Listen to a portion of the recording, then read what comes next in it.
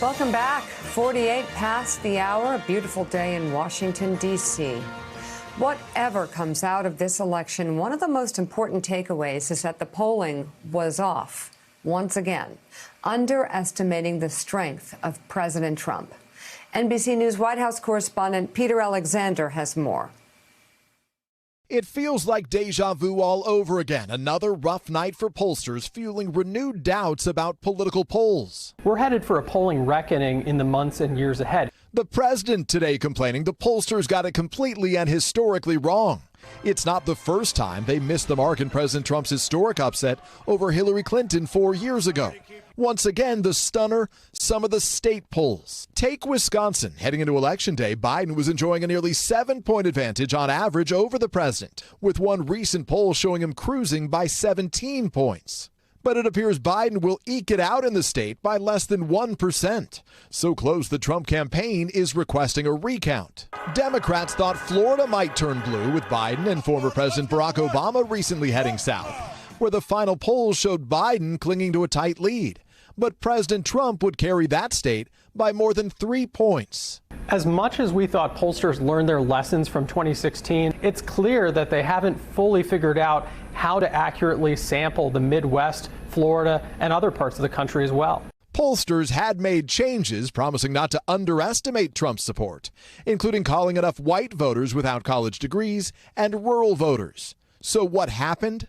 There is some evidence that people who distrust institutions both support Trump more and respond to surveys less. Still, the polls did get some things right, forecasting the president would overperform among black men and Latinos. The takeaway? The only poll that matters is the one after every ballot is counted. All right, joining us now, Matt Barreto. He's co-founder of Latino Decisions, the leading national polling and research firm among Latino Americans. He's also a pollster for the Biden campaign. Also with us, former senior advisor for the House Oversight Committee, Kurt Bardella. He's a senior advisor for the Lincoln Project. By the way, we have a new categorization for the state of Arizona at this hour. It is now too close to call. So there we go as we wait for the numbers to come in. Matt, okay, so let's talk about Latino voters and Texas and Florida and what happened. Well, I think, coming out of that segment, if you look at the polling, our polling found that it was going to be tight in these places and that the Latino vote was going to be decisive. And so if you look at places like Florida, let's start there. Let's not generalize, number one, from Miami-Dade County. It's only one county out of 3,000 counties across America. And the Latino vote overall was a good night for Vice President Biden. Vice President Biden won the Latino vote.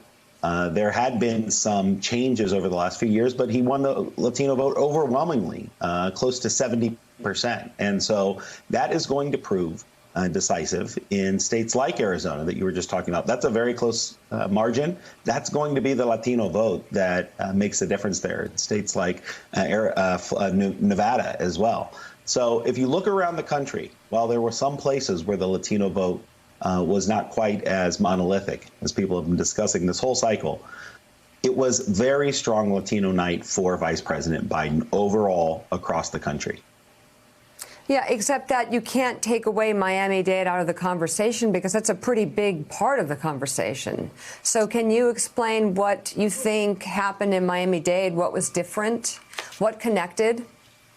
Yeah, let me just put that in perspective, though. It gets a lot of attention because it's in the state of Florida, which was, of course, a critical state. It also came in early. So if Arizona had come in first for whatever reason, the way we count ballots, we would be talking about the historic vote in Phoenix and Tucson. But Miami is only 3% of the entire overall Latino population. Now, it is true that President Trump had some increases there, but that is predominantly with the Cuban-American population, who is overwhelmingly Republican. And one issue was that in 2016, he underperformed with Cuban Americans because if you recall, Mika, he spent the greater part of the presidential primary bashing Marco Rubio and Ted Cruz, two prominent Republican Cuban American senators. So they came back home. They have been Republicans for decades. They came back home a little bit. But overall, again, put it in a national perspective, the Latino vote was very strong for Vice President Biden, coming in around 70% nationwide. Hey, Matt, it's Willie. Good to see you this morning. You're right. I mean, if you look at the voting in Texas and you look at the voting in Arizona, Joe Biden is about in line with where Hillary Clinton was 4 years ago. And in fact, in Miami-Dade County, he was close to in line, and it was Donald Trump who added 200,000 extra votes in that county. So there's a lot inside those numbers. But wasn't the idea that every 4 years, as the demographic changes continue in this country and Democrats believe those were good for them, that you would exceed where Hillary Clinton was and that you would have had this big thrust forward 4 years later for Joe Biden as compared to Hillary Clinton? Well, I think you see that in many places. I mean, let's continue to look at Arizona, which is still a state that the vice president's doing well in. That state has added 150,000 U.S.-born Latinos under the age of 24 in just 4 years, 150,000. That's going to end up being the margin of victory there. Florida is a different state because while the Latino population is growing, there's also a continued abundance of white seniors who are moving there from the Northeast. So the demographic changes in Florida are quite different than what you see in other regions. Texas, for example, which is going to increasingly get competitive. You know, I know the Democrats didn't get this year, but it's going to increasingly get competitive. That is a state where you're adding, about 1 million Latino eligible voters every 4 years. So continue to watch those places. We're already seeing that, Willie, in Arizona. That's a state that's flipping this year because of the strength of the Latino vote. Thanks for checking out MSNBC on YouTube, and make sure you subscribe to stay up to date on the day's biggest stories. And you can click on any of the videos around us to watch more from Morning Joe and MSNBC. Thanks so much for watching.